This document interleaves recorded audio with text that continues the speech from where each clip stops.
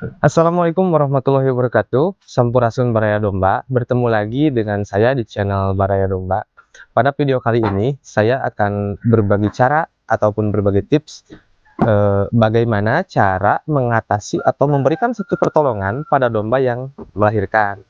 Karena perlu diketahui ya para Baraya, domba melahirkan itu tidak semuanya lancar seperti biasanya.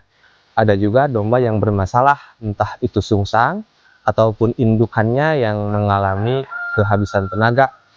Ada kan seperti domba yang tadi saya tangani, itu dombanya itu dari pagi udah ada istilahnya udah ada mules mungkin ya, cuman sampai sore anaknya nggak mau keluar, gitu kan. Udah gitu induknya nggak bisa ngeden juga. Nah, cara penanganannya seperti apa? Nanti bakal kita bahas ya secara tuntas. Nah, domba ini tidak ada kontraksi sejak pagi sampai sore. Ini belum lahir, belum ada keluar kesakitan udah gitu ya. Nah, solusinya kita rebahkan. Kenapa direbahkan dengan perlahan? Supaya ada tekanan dari lantai gitu kan secara alami. Nah, terus kita bantu ketika kakinya keluar, kaki anaknya keluar, kita tahan ya para baraya. Tahan secara perlahan, bukan ditarik, bukan. Cuman kelihatannya ini kayak yang ditarik ya, karena videonya ini saya percepat supaya tidak terlalu panjang durasi gitu.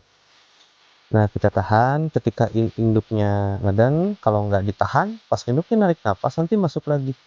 Nah, makanya harus ditahan, dipijat perlahan supaya diarahkan kepalanya dari perbatasan anus dan vagina gitu kan.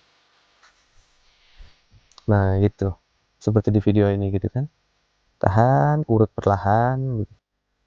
Biasanya ini diakibatkan karena anaknya nggak aktif gitu. Biasanya kalau udah satu keluar kayak gini, memperlancar, seandainya beranak kembar itu memperlancar yang kedua kalinya, insya Allah nggak bakalan lama gitu beraya ya. Nah, ini permasalahannya diakibatkan induknya nggak mau rebah gitu, makanya susah.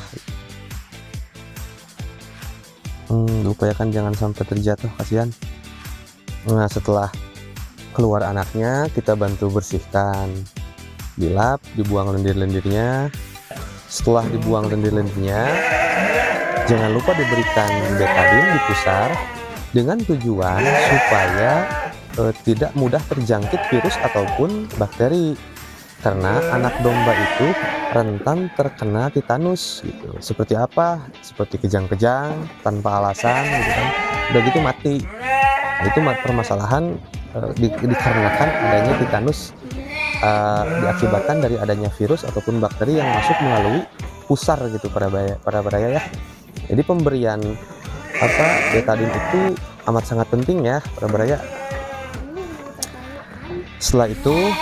Setelah dilap bersih, tuh kan ini nggak bakalan lama nih tadi saya bilang ya.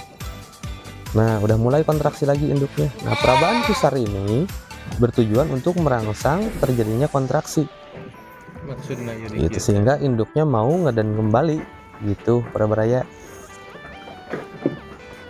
Nah, ini nggak bakalan lama, ini bener.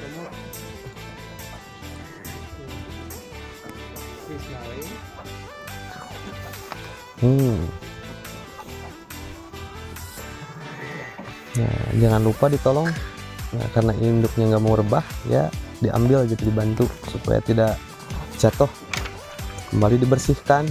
Jangan lupa lendir yang ada di hidung itu harus sesegera mungkin diutamakan, didahulukan gitu ya, di hidung, di mulut, supaya anaknya tidak tersendat gitu.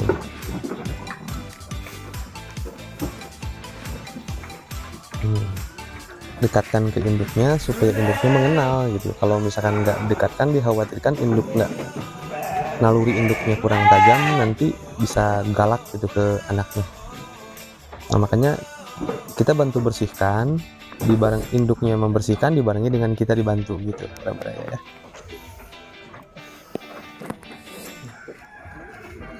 Kembali pusarnya juga dikasih ini, dikasih apa, betadine lagi. Nah setelah bersih semuanya, biasanya secara naluri anaknya itu bakal belajar berdiri. Biasanya jangan lupa, jangan dibiarkan terlalu lama, rebah. Kalau misalkan telat diberikan kolostrum, itu kurang baik buat anak domba. Jangan sampai lebih dari 1 jam anak domba semenjak lahir itu enggak dikasih kolostrum. Itu tidak baik untuk daya tahan tubuhnya. Bahkan kalau orang Sunda bilang itu bisa kuntet anaknya. Jadi diupayakan pemberian kolostrum teh sesegera mungkin gitu para bayang ya.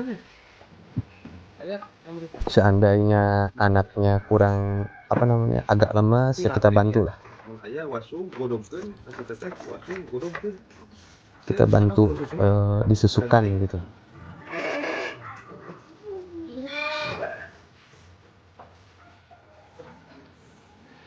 Kita harus benar-benar piawai, harus telaten ya sebagai seorang peternak. Soalnya kalau di breeding, keuntungan kita itu kan dari anak. Makanya ketika hamil dan melahirkan itu harus benar-benar maksimal. Soalnya cempe ataupun petet itu hasil jerih payah kita yang bakal jadi sebuah keuntungan buat kita. Kalau kita nggak maksimal, sayang gitu perjuangan selama 5 bulan lebih. Itu ya. Jadi jangan orang Sunda bilang itu gelehan gitu. Harus telaten sebelumnya dibantu seperti ini ya. Kalau seandainya anaknya nggak susah telat bisa berdiri, dibantu aja seperti ini. Kalau udah seperti ini dapat beberapa temuk aja itu udah aman insya Allah. Ditinggal juga, yang penting kandangnya rapat, itu udah aman insya Allah. Nantinya bisa sendiri secara mandiri.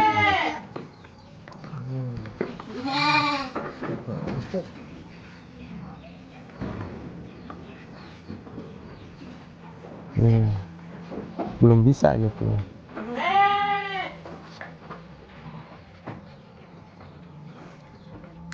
Alhamdulillah ini induknya baik, lembut induknya.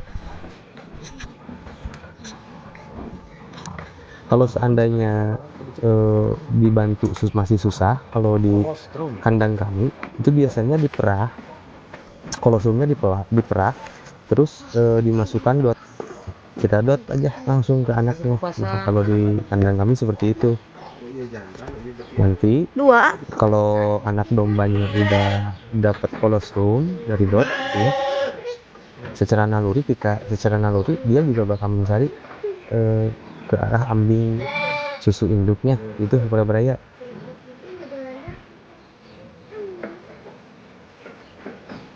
Belum lancar. Pastikan sampai kering biar cepat bisa berdiri.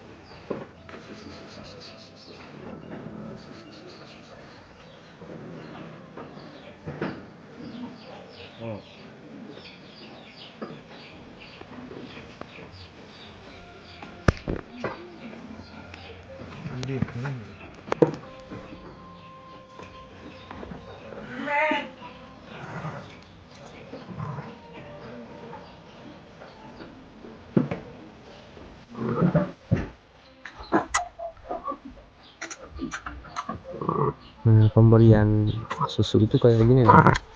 Karena ini lemas anaknya, nggak bisa ambil susu sendiri, mungkin karena terlalu kontraksi. Nah, ini hasilnya yang beraya. Ini malamnya alhamdulillah domba kita beranak 2 kembar, dan setelah pemberian kolostrum udah bisa sendiri. Seperti itu para beraya ya. Jangan lupa ikutin terus channel kami, jangan lupa subscribe, komen, dan like untuk mendukung, untuk memberikan semangat pada kami. Nah seperti itu para baraya. Jadi harus kita ketahui ya, dan kita juga harus berani dengan perasaan dan dengan pengetahuan, dengan dasar kita kepedulian pada hewan ternak, maka bakal menghilangkan keraguan-raguan kita untuk menolong gitu pada domba yang kita rawat. Nah, demikian video saya kali ini. Insya Allah di video berikutnya kita bakal bahas lagi semua hal tentang dunia peternakan domba. Sekian dari saya, sampurasun, salam ngarit, salam manoh, assalamualaikum.